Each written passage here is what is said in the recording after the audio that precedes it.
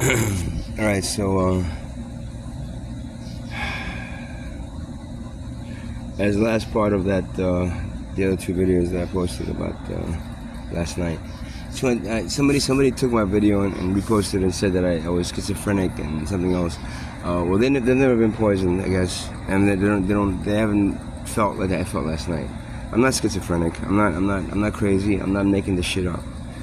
Last night, all of a sudden, I started feeling really bad pain throughout my body, but it was almost like the Guillain-Barré syndrome pain, where I felt my when I got up, everything underneath my neck felt like it was almost gonna be paralyzed. I mean, it wasn't just a neck ache and a back ache, but it was a neck ache to the point that it was controlling, my spine was involved, and it was controlling and when I got back to the tent, I felt so shitty at that point. I stayed there for a little bit, then I just got up, and I was like, I kind of like destroyed the tent a little bit, because I just felt so awful.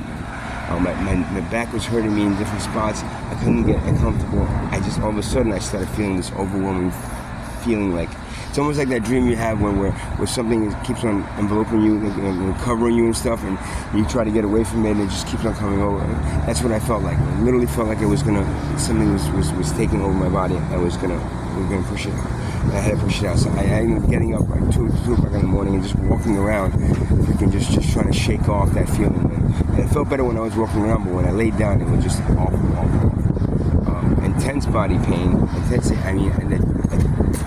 I refused to go to the hospital. If I was gonna die, I was gonna die in that hospital. I was gonna die in that freaking in that tent, not in the hospital. I don't want to go to the hospital. I don't like that hospital. Every time I go there, it's just ridiculous.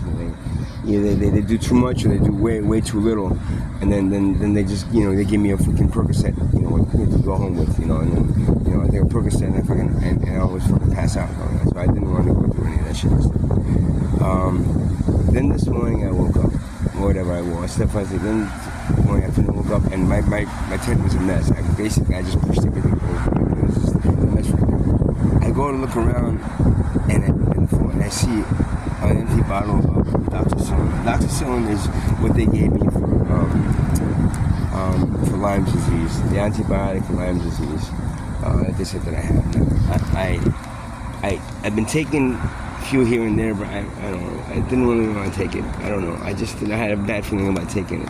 I don't like antibiotics. It's kind of like, if you really need it, okay, but at this point, I was just kind of feeling that if I use it, it's gonna wash away my feeling of needing to I'm just trying to find a bottle. My own body, fighting off whatever it was fighting off. In other words, so I had almost a full bottle of Dr. Cyllin. Now, someone has been coming to my tent.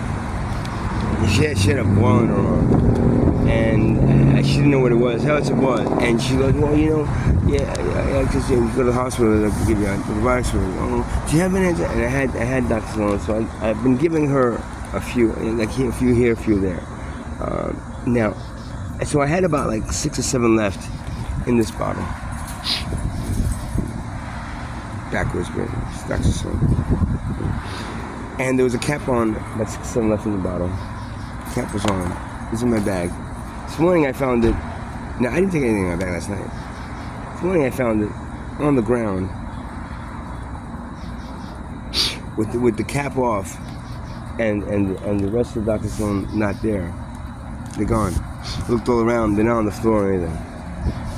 So I'm like, oh shit. Maybe somebody crushed up these Dr. Cyllin that I had and put it in something I was drinking or eating. That was in there, that was open. So I go online and I look for the side effects for overdosing on Dr. Cyllin. And lo and behold, it was basically the symptoms that I felt last night. It's nausea, dizziness, this feeling of like, again, very similar to the Guillain-Barré syndrome.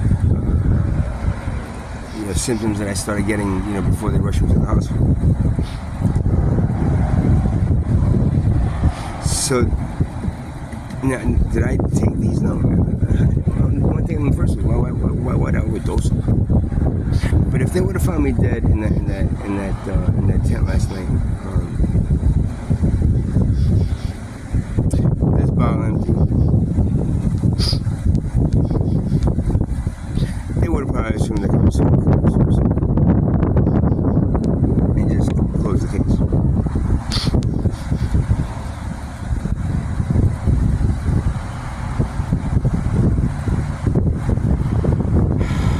paranoid. I'm not schizophrenic. I'm not making this shit up.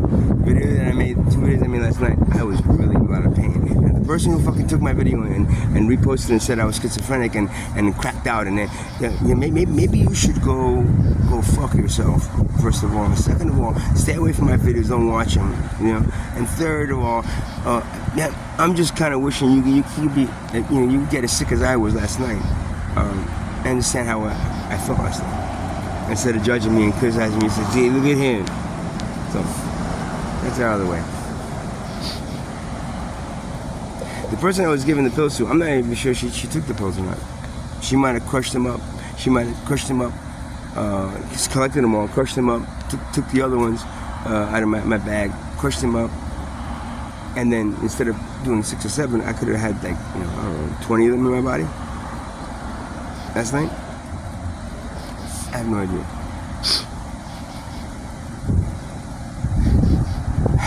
But no matter what I felt last night was a deep sense of I might not make it tomorrow.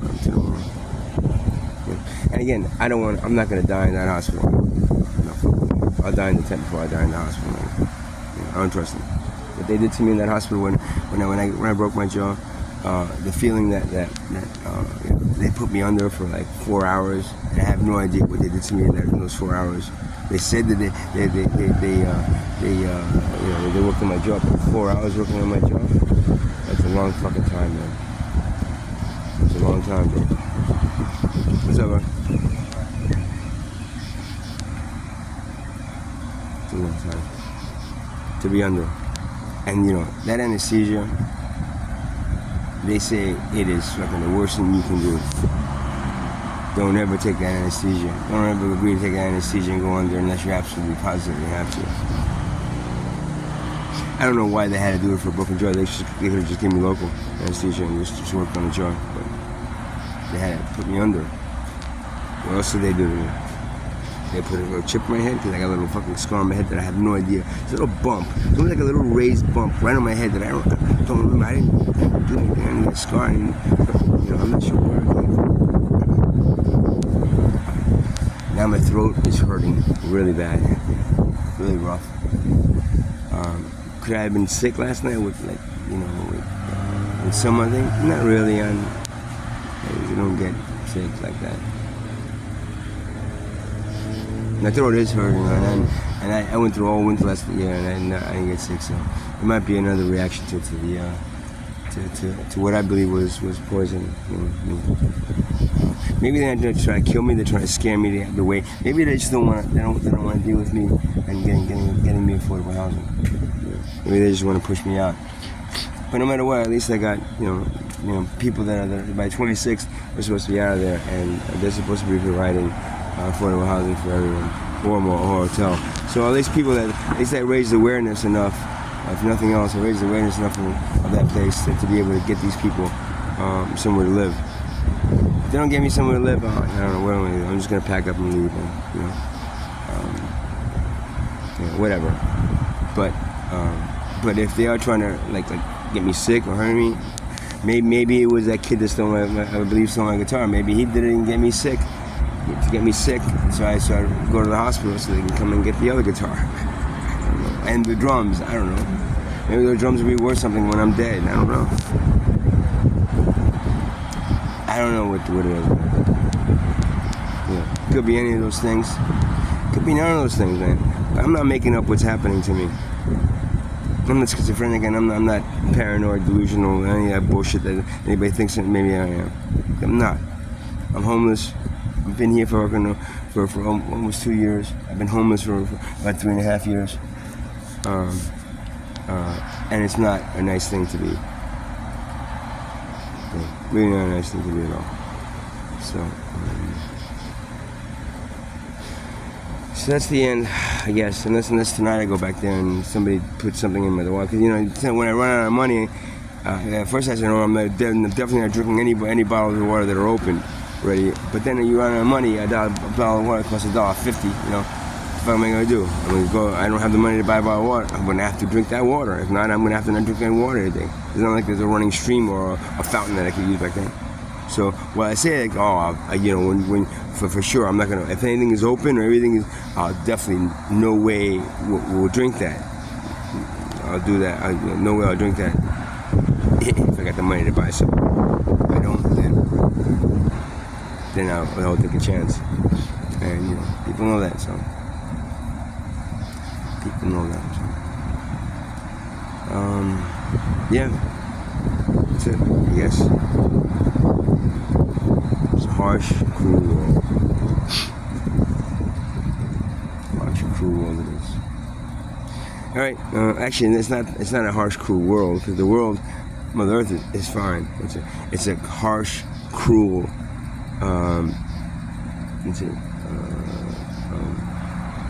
The opposite of empathetic. De-empathetic? Okay. Un-empathetic? Whatever you want to call it. Civilization. The world is fine. It's a civilization that's kind of like a little fucked up, And maybe on that side of the poverty line, you guys are okay, yeah, it's a good world, yeah. But on this side, it sucks. And the ignoring that most people do about this side of the poverty line is like you ignoring a piece of your body that is diseased, and you think, it's just gonna get better eventually. Fucking let the foot go to work, man. You earn its way. You guys have a good night.